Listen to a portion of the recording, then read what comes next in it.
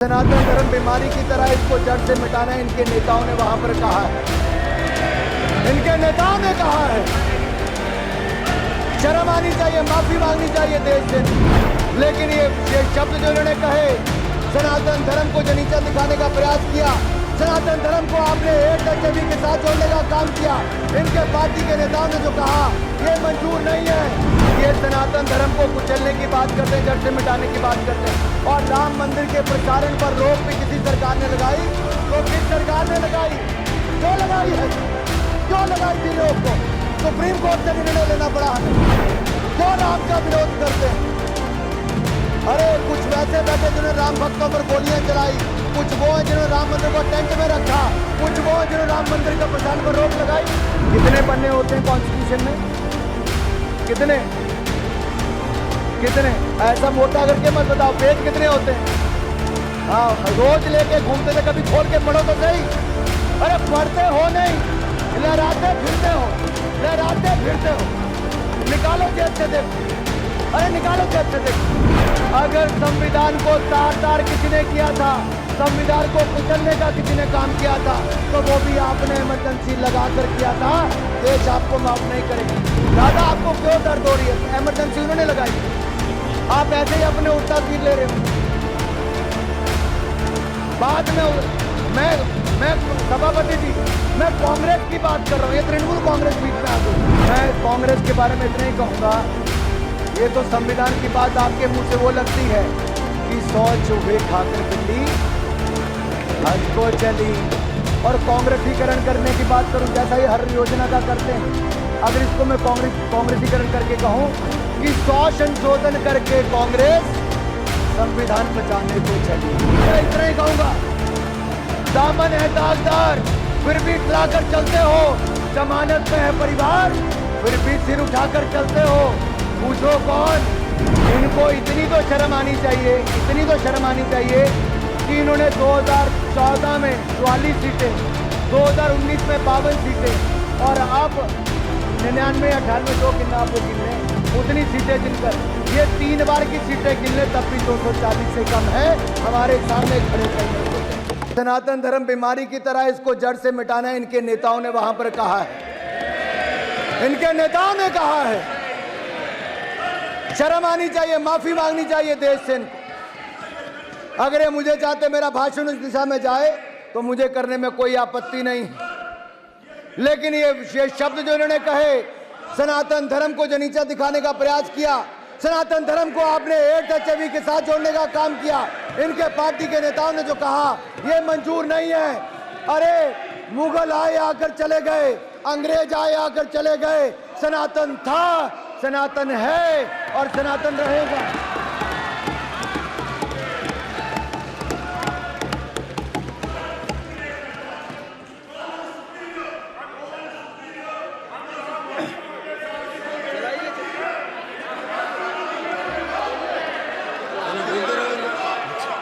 उन्होंने क्या बोला कि सनातन रहेगा, यही बोला ना? आपको आपत्ति है सनातन रहने पे? चलिए। अध्यक्ष जी, हम सबके जीवन में जो 500 साल तक हमारी पूर्व की पीढ़ियों के जीवन में भी जो समय नहीं आया, हम सौभाग्यशाली, हम कोविड से भी बच गए, और जो 500 साल में किसी को अवसर नहीं मिला, वो हमारी आंखों के सामने भव्य और दिव्य राम मंदिर का निर्माण भी हुआ।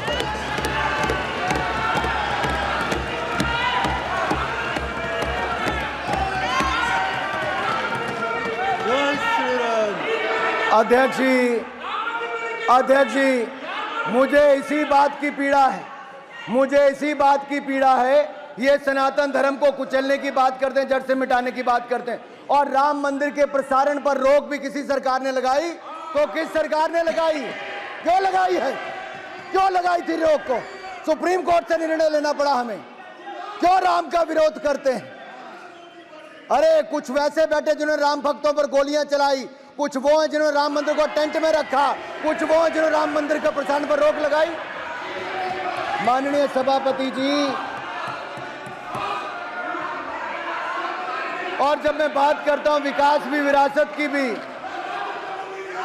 तो हम यही नहीं, सोमनाथ धाम बनाया, काशी विश्वनाथ धाम बनाया, दिव्य भव्य केदारनाथ धाम बनाया, महाकाल लोक धाम बनाया और दिव्य भव्य राम मंदिर भी बनाया है।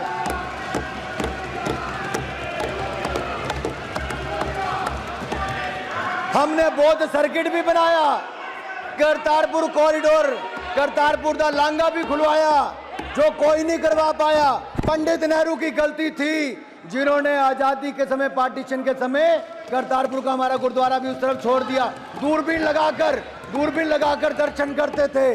नरेंद्र मोदी जी की सरकार में हमारी सरकार ने करतारपुर कॉरिडोर खुलवाया और हेमकुंड साहब में रोपवे बनाने का काम भी हमारी सरकार कर रही है।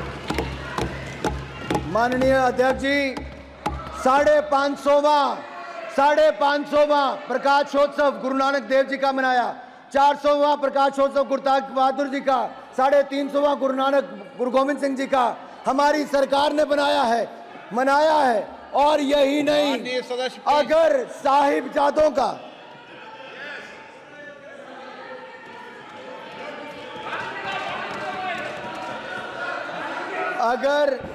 अगर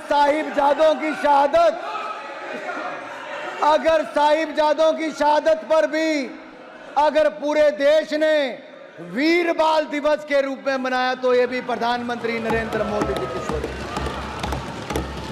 अरे आपके समय तो ब्लू स्टार ऑपरेशन हुआ था, हरमंदिर साहब में क्या क्या हुआ, और 84 के दंगे देश भूला नहीं है। सिखों का कत्लेआम ये कांग्रेस की सरकार के समय ही हुआ था।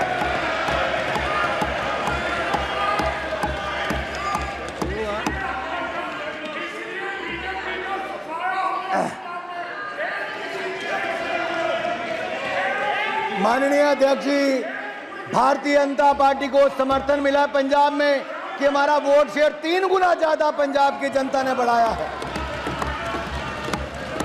लेकिन मैं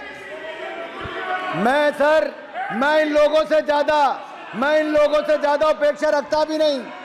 अरे इन्होंने इस चुनाव में भय भ्रम की राजनीति की, और इन्होंने यहां तक कि वो लोग जो प्रधानमंत्री जी के बारे में कहते थे बोटी नोच लेंगे, आपने उनको भी टिकट देकर सांसद बनाने का काम किया। क्या कहते थे? बोटी। मैं पूछता हूं साहब, क्या कहा? अरे किसको टिकट दिया? टुकड़े की सोच वाले टुकड़े गैंग वालों को कांग्रेस में शामिल किया और उनको फिर टिकट देने का काम भी किया। अरे जो अफजल गुरु की फांसी माफ कराने की बात करते हैं उनको दिया, जो भारत का नामो निशान मिटाने की बात करते हैं उनको कांग्रेस ने टिकट क्यों दिया? मेरा सवाल ये खड़ा होता है।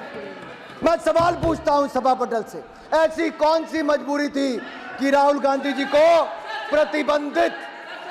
एक मिनट, सभा पटल से नहीं, सभा पटल के माध्यम से। पानी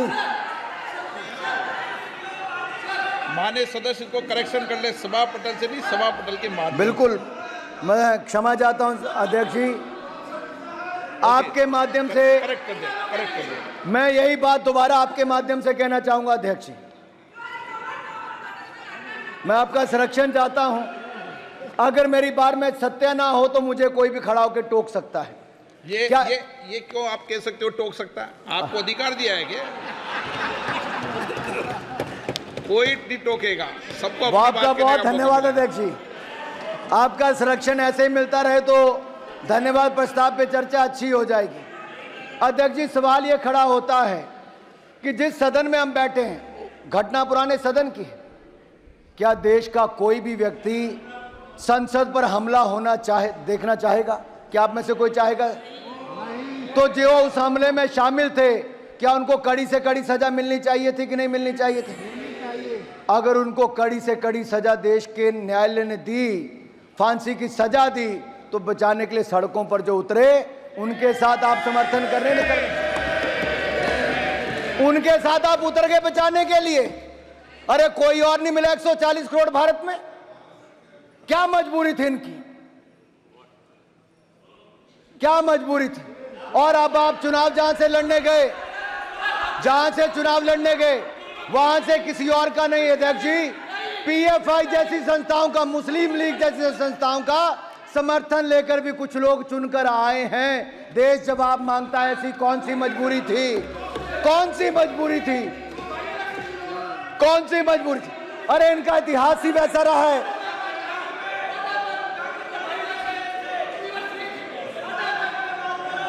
माननीय अध्यक्ष जी, बहुत सारी बातें चुनाव के समय और जो माननीय उल्लेख राष्ट्रपति महोदय ने भी जिस ओर किया, संविधान की ओर, मैं वहां पर भी आऊंगा। कितने पन्ने होते हैं कॉन्स्टिट्यूशन में? कितने? कितने? ऐसा मोटा करके मत बताओ, पेज कितने होते हैं? हाँ, रोज लेके घूमते थे, कभी खोल के पढ़ो तो सही। अरे पढ़ते हो नहीं, लहराते फिरते हो, लहराते फिरते हो। निकालो जेब से देखो, अरे निकालो जेब से देखो, निकालो जेब से देखो, नकल ही मार लो। बताओ कितने पन्ने होते हैं? अरे बड़ा संविधान संविधान संविधान करते थे। पहले संविधान बनाने वाले को, उनको मानित प्रताड़ित करते हैं। अब संविधान दिखाते, पढ़ते नहीं है। संविधान को कुचला किसी ने।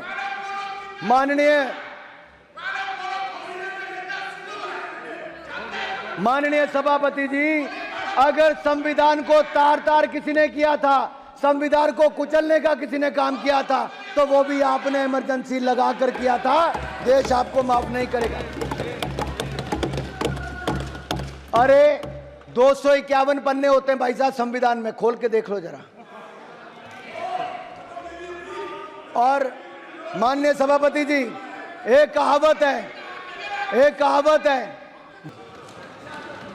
ये मजा लेते थे, लेकिन अब इनको पावर के साथ साथ रिस्पॉन्सिबिलिटी भी लेनी पड़ेगी। इसलिए जो मोदी जी को कहते हैं कि मोदी जी की तीसरी टर्म अग्नि परीक्षा है, ये तीसरी टर्म मोदी जी की अग्नि परीक्षा नहीं, ये अग्नि परीक्षा विपक्ष की है, विपक्ष के नेता की है। क्या वो विपक्ष को एकजुट रख पाएंगे? क्या वो पहले की तरह जो 50%, माननीय अध्यक्ष जी, जिनको लोकसभा बंक करने की आदत थी, 50% से कम हाजिरी थी, क्या वो सारा दिन लोकसभा में बैठ पाएंगे? अच्छा नहीं है, ओह आज भी नहीं है अध्यक्ष जी। क्या वो लोकसभा में बैठ पाएंगे? देर शाम तक बैठना पड़ेगा। जैसा माननीय प्रधानमंत्री जी इस पार्लियामेंट हाउस में रहते हैं, अब आपको अनुपस्थित जमींदारी नहीं चलेगी। Absentee landlordism want work, absentee landlordism want work. अध्यक्ष जी, माननीय अध्यक्ष जी,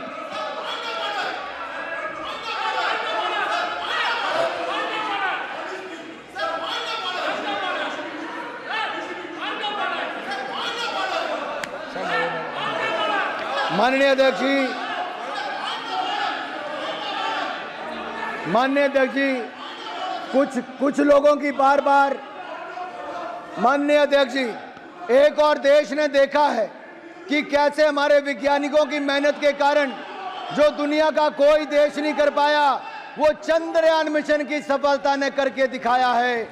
चंद्रमा के दक्षिण ध्रुव पर तिरंगे का मान सम्मान बढ़ाने वाला देश हमारा भारत दुनिया का पहला देश बना है, पहला देश बना। एक और चंद्रयान मिशन की सफलता, आदित्य L1 सोलर की सफलता, तो दूसरी ओर क्या राहुल यान फिर एक बार फेल हो गया है? क्या राहुल यान फिर एक बार फेल हो गया है? कांग्रेस और इनका इकोसिस्टम कुतर्कों के सहारे राहुल यान को सफल करने की बात करता है। मैं पूछता हूं अध्यक्ष जी, ये 4 जून से दिखाने में लगे हैं, ये 4 जून से दिखाने में लगे हैं कि 99 का आंकड़ा 240 से ज्यादा बड़ा होता है। अध्यक्ष जी, क्या 99 240 से ज्यादा बड़ा होता है?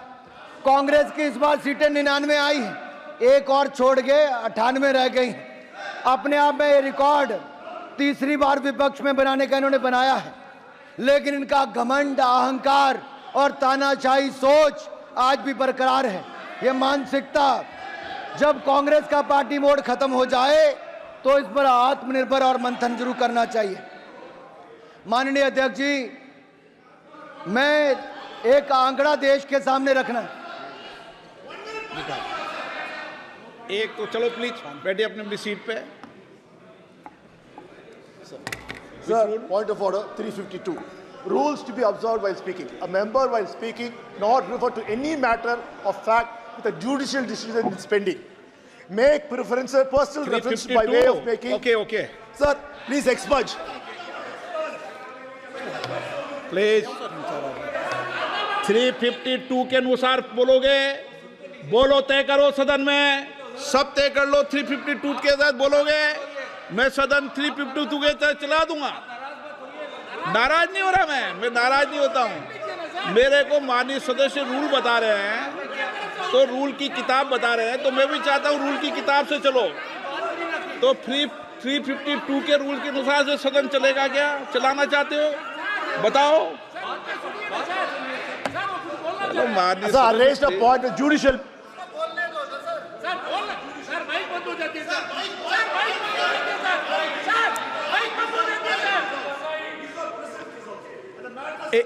Okay please. ओके अभी नीट का विषय भी अदालत में चल रहा था, फिर क्यों उठा रहे थे?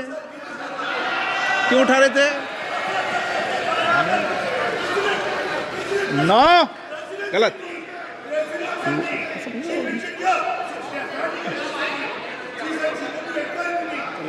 अच्छा माननीय सदस्य, नीट का विषय अभी सुप्रीम कोर्ट में नहीं चल रहा, फिर क्यों उठा रहे थे आप?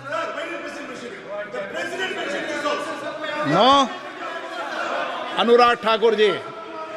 माननीय अध्यक्ष जी धन्यवाद। माननीय अध्यक्ष जी, मैं कह रहा था कि ये प्रयास कर रहे थे कि 99 सीटें ही 240 से ज़्यादा होती हैं। अभी इनका आंकड़ा इनको मुबारक। लेकिन मैं एक बात तो देश के सामने और आपके माध्यम से सदन को जरूर बताना चाहता हूं, कांग्रेस मात्र 328 सीटों पर चुनाव लड़ी थी। क्योंकि हमारे ऊपर प्रश्न खड़ा करते हैं, जब राष्ट्रपति भाषण में आया कि स्थिर और स्पष्ट बहुमत मिला तो उन्होंने बहुत हल्ला किया। मैं पूछता हूं, जब 2004 में आपकी सरकार बनी, 2009 में आपकी सरकार बनी, क्या आपको 240 सीटें भी मिल पाई थी? अरे आप उसके आसपास भी नहीं थे, 145 सीटें आपको मिली थी।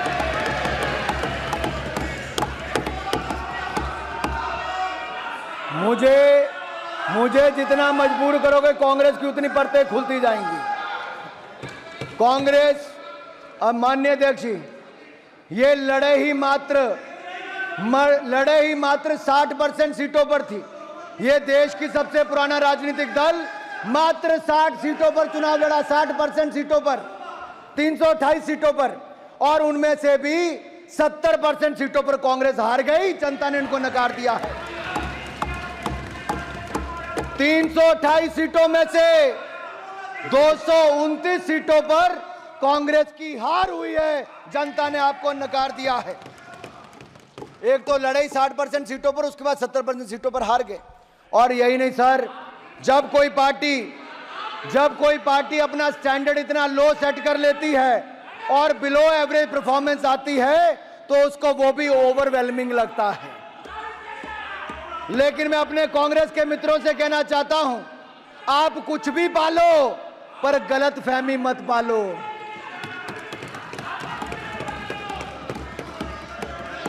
अगर आपको ये चार्ट देखना है तो इस चार्ट में अध्यक्ष जी मैं सभा पटल पर रख सकता हूं, कांग्रेस की कितनी सीटें कब कब आई।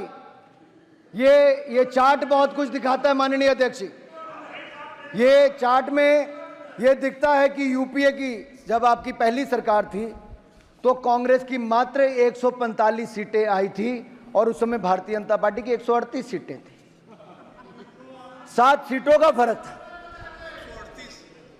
और आप में और हमारे में सिर्फ 7 सीट का अंतर था। भाजपा और कांग्रेस में सरकार आपने बनाई, हमने तो कुछ नहीं कहा। आपने 5 साल सरकार चलाई। फिर 2000 आपका उस समय वोट शेयर था मात्र 26.53%। 2009 में यूपीए की सरकार फिर आई, आपकी 206 सीटें आई। लेकिन आपके लिए वो स्थिर सरकार थी, आपके लिए वो कांग्रेस की सरकार थी, स्थिर सरकार थी। लेकिन नरेंद्र मोदी जी के नेतृत्व में भारतीय जनता पार्टी 282 सीटें जीतकर 2014 में 1984 के बाद पूर्ण बहुमत की सरकार किसी ने बनाई तो हमने भारतीय जनता पार्टी एनडीए की सरकार बनी। और 2019 में 303 सीटें केवल भारतीय जनता पार्टी ने जीती और हमारा वोट शेयर भी पहले से ज्यादा बढ़ा। और मैं कहना चाहता हूं माननीय अध्यक्ष जी, 31% vote share Bharatiya Janata party का 2014 में था और 37.36% वोट शेयर हमारा 2019 में था और कांग्रेस का वोट शेयर मात्र 19.39% था, मात्र 19.39%। और इस बार भी हमारा वोट शेयर 36.56% है और 240 सीटें जीतकर और गठबंधन को पूर्ण बहुमत और स्पष्ट बहुमत मिला है।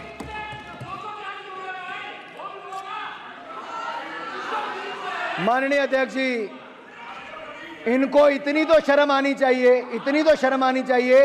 कि इन्होंने 2014 में 44 सीटें, 2019 में 52 सीटें और अब 99, 98 जो गिनना आप वो गिन लें, उतनी सीटें जिनकर ये 3 बार की सीटें गिन लें तब भी 240 से कम है, हमारे सामने खड़े कहीं नहीं होते। और सुनना रहता है, और सुनना है। मैं और बता दूं सर, जितने पूरे समूचे विपक्ष की सीटें हैं उससे ज्यादा अकेली भारतीय जनता पार्टी की सीटें।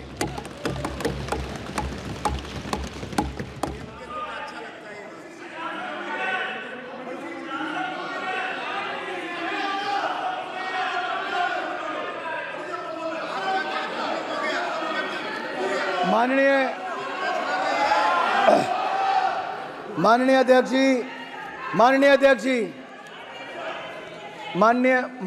जी, जब ये भारतीय जनता पार्टी का या मोदी जी का मुकाबला 2 चुनावों में नहीं कर पाए तो क्या बनाया? एक ऐसा गठबंधन बनाया जो जेल वाले और बेल वालों ने मिलकर बनाया। कुछ जेल में थे, कुछ बेल पर थे, कुछ यहां पर भी बेल वाले हैं।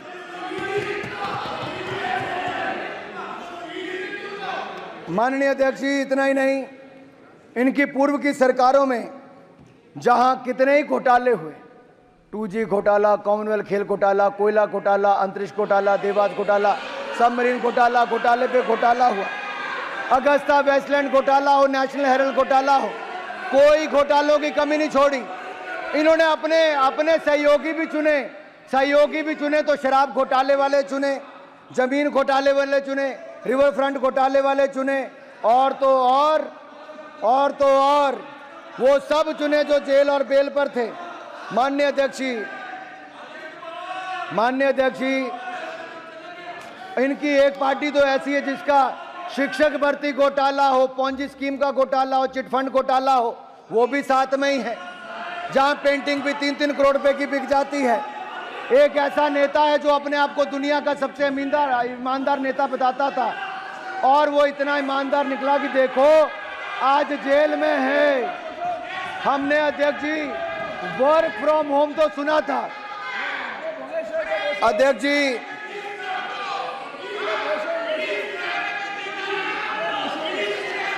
माननीय अध्यक्ष जी, हमने वर्क फ्रॉम होम तो सुना था, वर्क फ्रॉम जेल देखने का अवसर भी इन लोगों ने दिया कि जेल से सरकार कैसे चलती।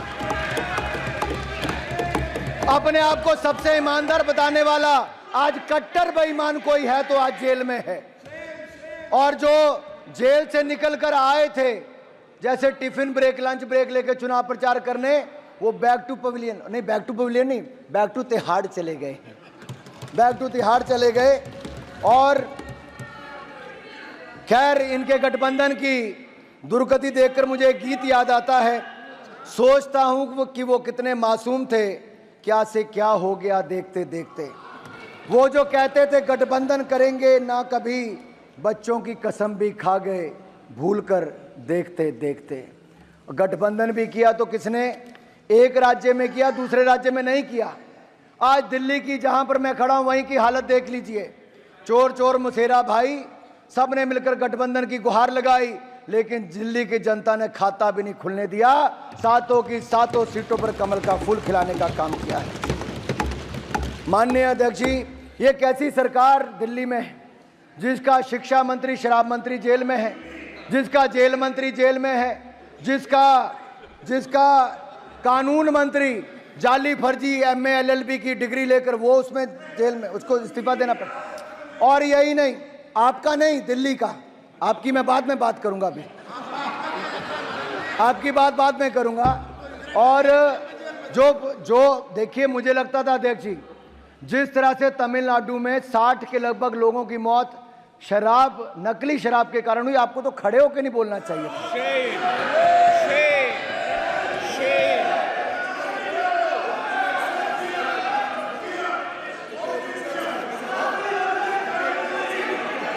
अध्यक्ष जी, जो खड़े हैं मैं समझ सकता हूं, जो बार बार खड़े हो रहे हैं वो 2G घोटाले के समय किस किस पर आरोप लगा, मैं नहीं चाहता कि उनका नाम मैं यहां पर लूं।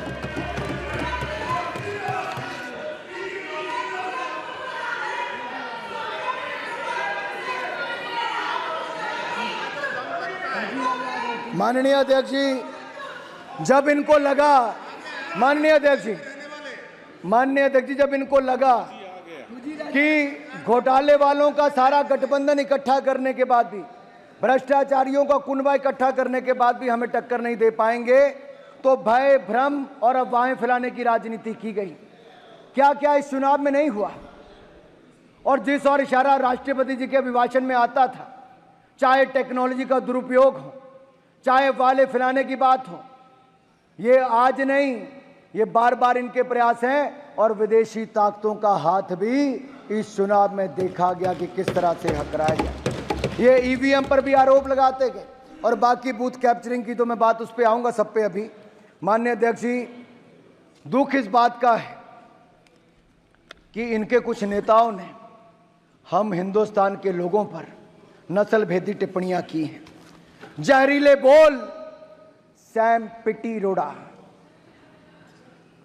पिट्टीरोडा जो किसी के अंकल, फ्रेंड, फिलोसफर, गाइड है, और सर सैम पिट्रोडा का ये बयान, मैं पूछना चाहता हूं राहुल गांधी जी से, क्या सैम पिट्रोडा का ये बयान और कांग्रेस की सोच एक है?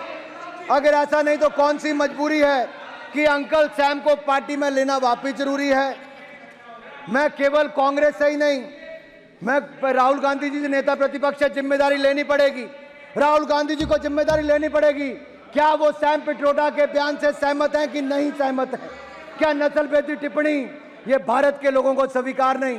मैं पूछता हूं, आप दक्षिण के भारत, उत्तर भारत, पश्चिम भारत, पूर्व भारत के लोगों को नस्ल भेदी टिप्पणी करते हो, हमें स्वीकार नहीं, ये भारत के लोगों का अपमान है, हम कभी स्वीकार नहीं करेंगे। मैं पूछना चाहता हूं विपक्ष के नेताओं से, चाहे अखिलेश जी हैं, मारन जी हैं, राजा जी हैं, सुप्रिया जी हैं, बाकी सब हैं, सुदीप दा, बाकी सब लोग हैं, क्या आप सैम पिट्रोडा के बयान से और कांग्रेस की सोच से सहमत हैं? और मैं दूसरा पूछना चाहता हूं कि यहीं सर यहीं नहीं रुके, इनके साथी वो भी चुनकर आए जिन्होंने इस पवित्र स्थल पर,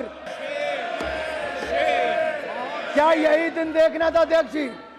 अरे जो मां भारती के लिए ना बोल सकें, जो मां भारत माता की जय करने में जिनके मुंह में दही जम जाता हो, होंठ सिल जाते हो, वो क्या हम उस दिशा में बढ़ रहे हैं? कभी ये लोग जय पाकिस्तान, जय चीन भी बोलेंगे? ये दुर्भाग्य है अध्यक्ष जी, ये दिन।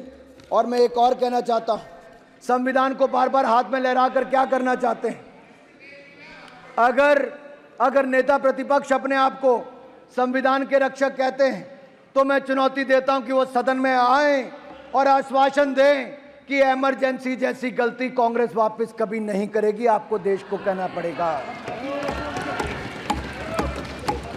और मैं कहता हूं कि इमरजेंसी पर जब प्रस्ताव आया, तो क्या उस प्रस्ताव पर आप सहमत हैं और इसको शामिल होंगे, उनका समर्थन करेंगे? और यही नहीं, माफी भी आपको देश से मांगनी चाहिए। सभापति जी, संविधान is being tossed around like the world secularism was, devaluating and demeaning it. That too by a party who has forever been acting against the ethos of both the words. इन्होंने पहले कभी धर्मनिरपेक्ष शब्द का और कभी संविधान का दुरुपयोग ही किया है, और भी अपने लिए किया है। सच्चाई यह है कि जिन्होंने देश को संविधान दिया, वो बाबा साहब अंबेडकर को अपमानित, प्रताड़ित, पीड़ित और पॉलिटिक्स से बाहर करने का काम किया, तो आप लोगों ने ही किया था। अरे गौरव जी, दर्द होगा आपको, गौरव जी दर्द होगा कांग्रेस को, क्योंकि आप लोगों ने ही बाबा साहब अंबेडकर के खिलाफ जो रचा वो देश जानता है, इतिहास गवाह है। दूसरी ओर प्रधानमंत्री नरेंद्र मोदी जी ने जब शपथ ली तो उसके बाद संविधान के आगे माथा टेका, तब भी और इस बार भी संविधान को नमन किया और संविधान के अनुसार देश चलाने की बात की। और मैं एक बात और कहना चाहता हूं, बाबा साहब अंबेडकर के नाम पर पंच तीर्थ किसी ने बनाया तो भारतीय जनता पार्टी एनडीए की सरकार ने बनाया है। बाबा साहब अंबेडकर की जन्मस्थली, शिक्षा स्थली, चैत्य भूमि और शिक्षा भूमि, महापरिनिर्वाण भूमि, पांचों स्थानों पर नागपुर, मऊ, मुंबई, दिल्ली और लंदन में जमीनें लेकर वहां पर म्यूजियम, स्मारक और वहां पर उसको मान सम्मान देने का काम किया। पंचतीर्थ बनाया तो नरेंद्र मोदी की सरकार ने बनाया। मैं आप सबसे एक और पूछना चाहता हूं, कितने पन्ने होते हैं कॉन्स्टिट्यूशन में? कितने? ऐसा मोटा करके मत बताओ, पेज कितने होते हैं? हाँ, रोज लेके घूमते थे, कभी खोल के पढ़ो तो सही। अरे पढ़ते हो नहीं, लहराते फिरते हो। निकालो जेब से देखो, अरे निकालो जेब से देखो, नकल ही मार लो। बताओ कितने पन्ने होते हैं? अरे बड़ा संविधान करते थे। पहले संविधान बनाने वाले को उनको प्रताड़ित करते हैं, अब संविधान दिखाते, पढ़ते नहीं है। संविधान को कुचला किसी ने।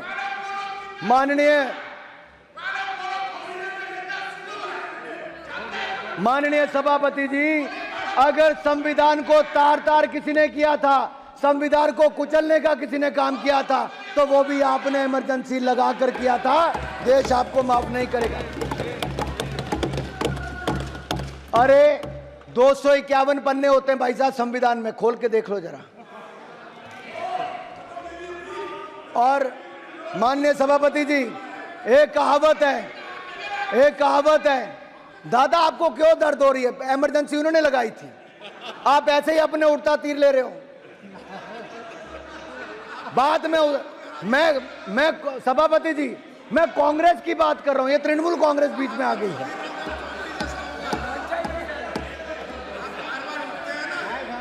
अब सच्चाई तो ये है माननीय सभापति जी, सच्चाई ये है कि जो कभी कांग्रेस के नेता सदन थे, सच्चे तृणमूल वाले इनके लिए बोलते कांग्रेस के लिए। आज कांग्रेस तो अपने नेता सदन अधीर रंजन चौधरी के लिए खड़ी नहीं हुई, एक सभा करने भी इनके नेता नहीं गए, और ममता जी के आगे उनको बेचारे को कांग्रेस अपने नेता के साथ खड़ी नहीं हो पाई। ऐसी कौन सी मजबूरी थी कि कांग्रेस को बंगाल में घुटने टेकने जरूरी था? और बैठिए, तमिलनाडु में है, बैठिए। मारन जी को दर्द हो रहा है। मैं कांग्रेस के बारे में इतना ही कहूंगा, ये तो संविधान की बात आपके मुंह से वो लगती है कि 100 चूहे खाकर बिल्ली हज को चली। और कांग्रेसीकरण करने की बात करूं, जैसा ये हर योजना का करते हैं, अगर इसको मैं कांग्रेसीकरण करके कहूं कि 100 संशोधन करके कांग्रेस संविधान बचाने को चली।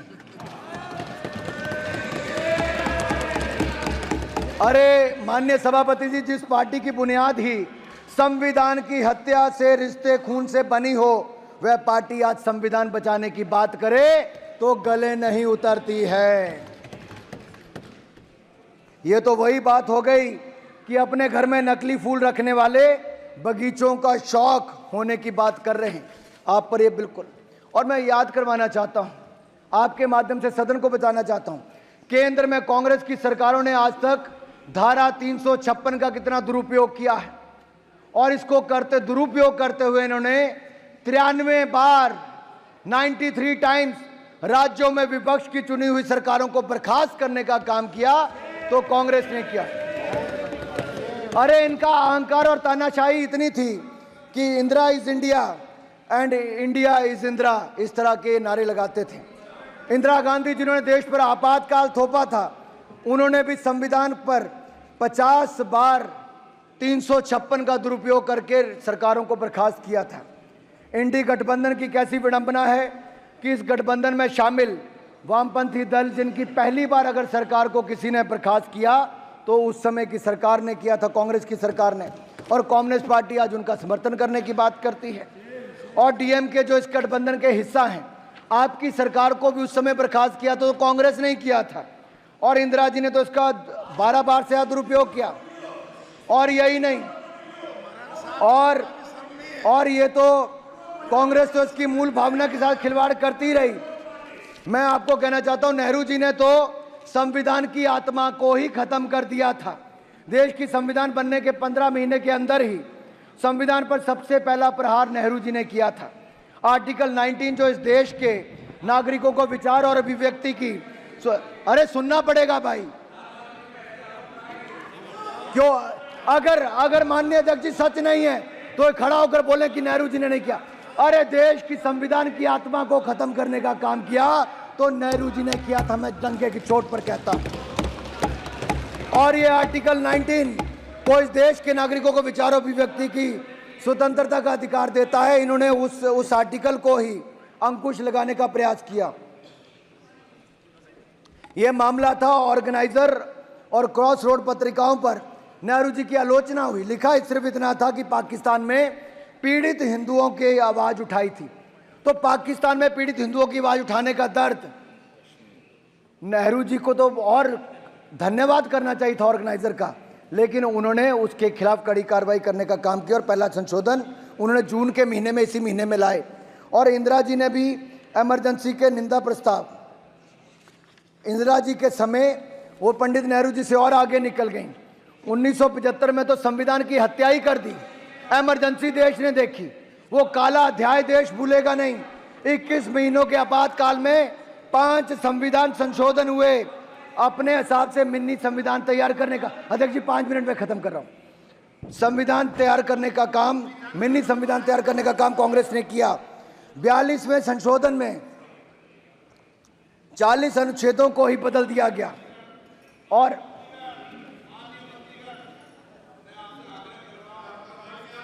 अन्य सदस्य जब बोले क्रोध नहीं करें, और इसको 5 साल पालन करना है। सर एक नहीं अनेक ऐसे संशोधन किए गए। उच्च न्यायालय से छीना पीएम पर नियुक्ति के व्यक्ति के चुनाव की जांच का अधिकार, न्यायपालिका से आपात की न्याय समीक्षा का अधिकार छीन लिया गया था। अनुच्छेद 368 के तहत 40 अनुच्छेदों में को बदल दिया गया था। 42वें संशोधन को तो मिनी संविधान कहा गया। ये किसी और ने नहीं, ये कांग्रेस ने संविधान के साथ खिलवाड़ किया था, जिसके लिए आपको देश से माफी मांगनी चाहिए। और यही नहीं, अगर हमारे समय मात्र 8 संविधान में संशोधन हुए, और मैं कहना चाहता हूं, मैं आपको ये कहना चाहता हूं, अधिकतर नेता जनसंघ के जेल गए थे संविधान को बचाने के लिए, और इमरजेंसी के खिलाफ हमारे नेताओं ने आवाज उठाई थी। और माननीय अध्यक्ष जी, माननीय स्टालिन जी जो तमिलनाडु के मुख्यमंत्री हैं, वो भी उस समय जेल में थे। आज तो सपा वाले कांग्रेस के साथ बैठ गए, मुलायम जी भी उस समय जेल में थे। आज तो आरजेडी वाले इनके साथ बैठ गए, लालू जी भी उस समय जेल में थे। ऐसी कौन सी मजबूरी है? इमरजेंसी थोपने वालों के साथ आपको गठबंधन जरूरी है। अब आप लोकतंत्र बचाने की बात करते हो। और यही नहीं, मीसा जी, बहन मीसा जी हैं, इनका तो जन्म ही मीसा एक्ट के दौरान हुआ। देश में मीसा थोपा गया तो मीसा जी का जन्म हुआ। ना जाने कितने लोगों का जान ली गई। हर पार्टी के कार्यकर्ताओं को मौत के घाट उतार दिया गया। माननीय अध्यक्ष जी, यही नहीं, इन्होंने अनेकों मैं अटल जी की 2 लाइनें कहना चाहता हूं। जो 1 साल जब इमरजेंसी का हुआ तो उन्होंने क्या कहा था? जुसलाता जेठ मास, शरद चांदनी उदास, सिसकी भरते सावन का, अंतर घट रीत गया, 1 बरस बीत गया। सिंचों में सिमट राजग, किंतु विकल प्राण विहग, धरती से अंबर तक गूंज मुक्ति गीत गया, 1 बरस बीत गया। ये हमारे नेताओं ने आप ईवीएम पर प्रश्न चिन्ह खड़ा करते थे, कहते थे ईवीएम ये हो जाएगा, वो हो जाएगा। अब मैं इन सभी सांसदों से पूछना चाहता हूं विपक्ष के, क्या ईवीएम ठीक थी कि नहीं थी? ईवीएम ठीक थी कि नहीं थी? माननीय अध्यक्ष जी, माननीय अध्यक्ष जी, इन लोगों ने जम्मू कश्मीर में चुनाव में इस बार 30% वोट पहले से ज्यादा पड़ा। ये लोकतंत्र की जीत हुई है जम्मू कश्मीर में, क्योंकि वहां पर अलगाववाद, आतंकवाद पर नकेल कसी गई। जो नेहरू जी की गलती थी धारा 370 देकर और पाक ऑक्युपाइड कश्मीर पर आकर कांग्रेस ने गलतियां की, उसमें सुधार धारा 370 को सदा सदा के लिए खत्म किया तो मोदी जी की सरकार ने किया। आज वहां पर रिकॉर्ड टूरिस्ट आ रहा है, रिकॉर्ड वोटिंग हो रही है, रिकॉर्ड निवेश जा रहा है और अब तो अमरनाथ यात्रा भी शुरू हो गई है। जय अमरनाथ, जय भोलेनाथ। और माननीय अध्यक्ष जी, देश के लिए आर्थिक शक्ति और सैन्य शक्ति बहुत जरूरी है। हमारी सरकार बनते सशस्त्र बलों का आधुनिकीकरण मोदी सरकार ने शुरू कर दिया और मैं कहना चाहता हूं, आपकी सरकार के समय भारत को दुनिया का सबसे बड़ा इंपोर्टर आपने बना दिया था हथियारों का, लेकिन हमारी सरकार ने आपके समय 2014 में 1000 करोड़ से कम एक्सपोर्ट होता था। आज माननीय रक्षा मंत्री जी यहां पर बैठे हैं, 21,000 करोड़ का एक्सपोर्ट, लगभग 21 गुना ज्यादा किया। अरे उस समय चीन सबसे बड़ा इंपोर्टर होता था, आज वो मैन्युफैक्चरर बन गया है।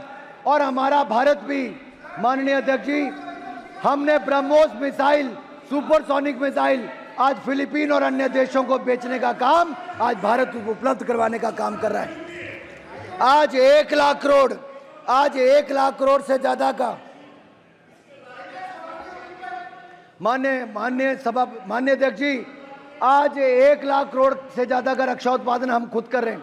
रशिया से S-400 लिया, चिनूक हेलीकॉप्टर से लेकर बाकी सारे लिए, राफेल जेट हमने लिया, लेकिन भारत के अंदर हम ब्रह्मोस मिसाइल बना रहे हैं, तेजस एयरक्राफ्ट लड़ाकू विमान बना रहे हैं, INS विक्रांत भी किसी ने बनाया तो भारत ने खुद बनाया है। हमने अपनी ऑर्डिनेंस फैक्ट्रीज का निगमीकरण किया है और हमने देश की सुरक्षा को प्राथमिकता में दिया है। डिफेंस में मैन्युफैक्चरिंग में आत्मनिर्भरता को आगे बल दिया है, आर्म्ड फोर्सेस को आधुनिक किया। आपने तो हमारी सेना को ना लड़ाकू विमान दिया, ना हथियार दिए, ना गोला बारूद दिया और ना ही बुलेट प्रूफ जैकेट दी। 10 साल में कुछ नहीं दिया। ये हमारी सरकार ने make in India bullet proof jacket देने का काम। माननीय अध्यक्ष जी,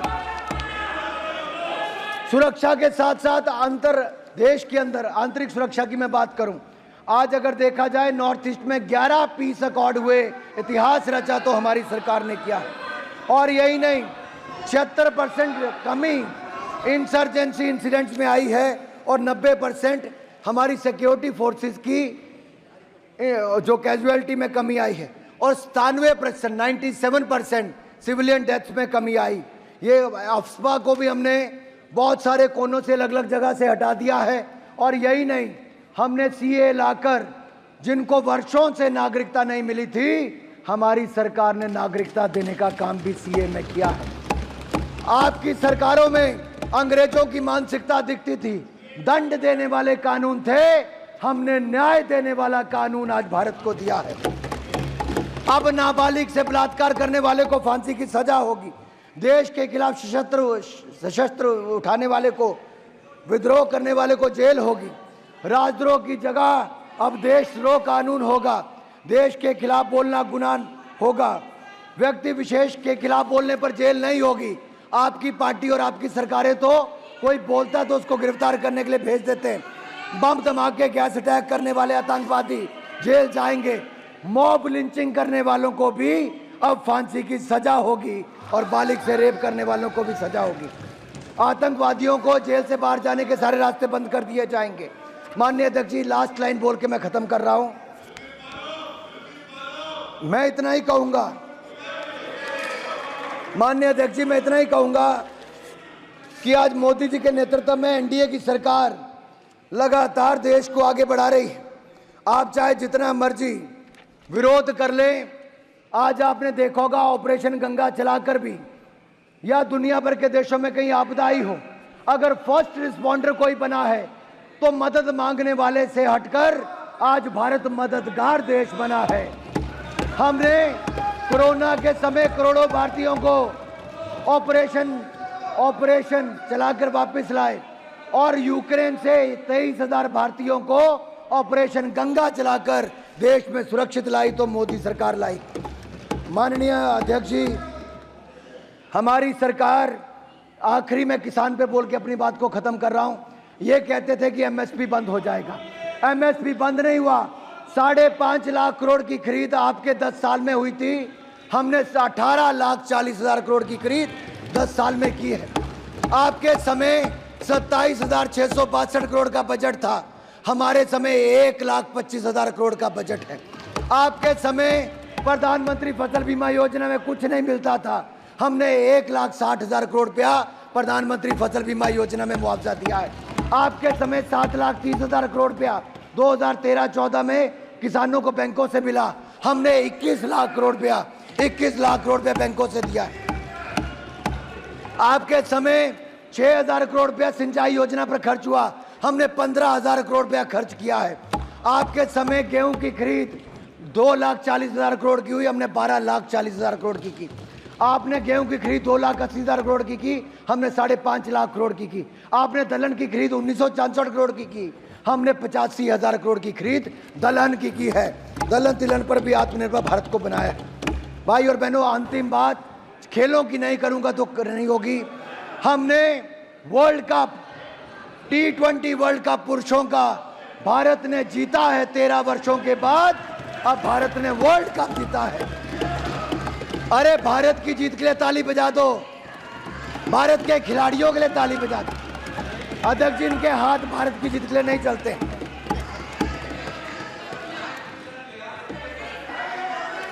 ये तब भी सवाल खड़ा करते। अध्यक्ष जी, अब हमारा देश ओलंपिक 2036 में आयोजन करने की तैयारी कर रहा है, हम उस दिशा में आगे बढ़ रहे हैं। ओलंपिक में भारत ने 7 मेडल जीते, जो आज के सबसे ज्यादा है। कॉमनवेल्थ गेम में 61 मेडल जीते, और यही नहीं, भारत ने एक के बाद दूसरे में मेडल जीतने का कीर्तिमान स्थापित किया। हमने ट्राइबल के लिए रिकॉर्ड 700 से ज्यादा एकलव्य स्कूल खोलने का काम किया। महिला सशक्तिकरण पर हमारी सरकार ने काम किया। आपके समय महिलाओं को न्याय नहीं मिला, 33% आरक्षण नारी शक्ति बंधन बिल पास करके दिया तो मोदी सरकार ने दिया।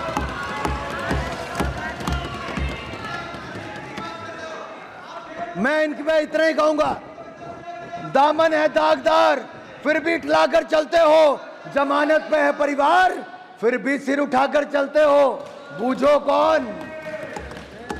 अध्यक्ष जी, इनका रिश्ता झूठ से कुछ ये गहराता चला गया। जब भी इनका मुंह खुला अफवाह फैलाता चला गया।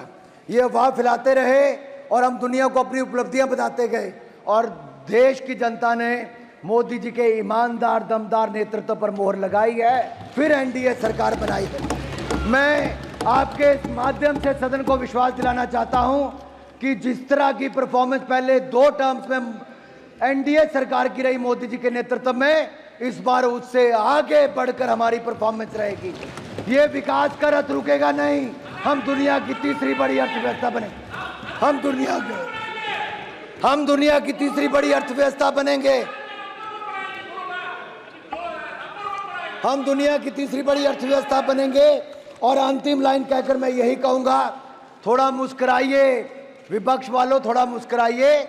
आप नए भारत में हैं, और ये नए भारत की बुलंद तस्वीर मैंने थोड़ी आपके सामने रखने का प्रयास किया है।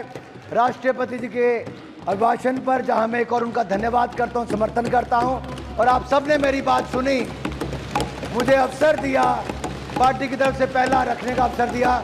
मैं अध्यक्ष जी आपको एक बार फिर चुनने पर बधाई, आप सबको चुनने पर बधाई, और आप सबके माध्यम से मोदी जी को बधाई देता हूं, और यही कहूंगा, ले चलिए भारत को बुलंदियों की ओर, बनाइए विकसित भारत। हम आपके साथ हैं, आप भी आइए, जुड़िए, आप भी आइए। भाई अध्यक्ष जी, मैंने तो हाथ जोड़ दिए, अध्यक्ष जी मैंने तो हाथ जोड़ दिए। ये विकसित भारत की यात्रा में विपक्ष भी जुड़ जाए। ये मेरी तेरी लड़ाई नहीं, ये मेरे भारत की लड़ाई है, इकट्ठे मिलकर लड़ेंगे। इसमें मेरा तेरा नहीं, इसमें बांटने वाला कुछ नहीं, विचारधारा का कुछ नहीं, ये मेरे देश के लिए है। हम अपने देश को अगले 25 सालों में विकसित भारत बनाएंगे, विकसित भारत बनाएंगे, विकसित भारत बनाएंगे। बहुत बहुत। If you like this video, then like, share and subscribe to ET Now.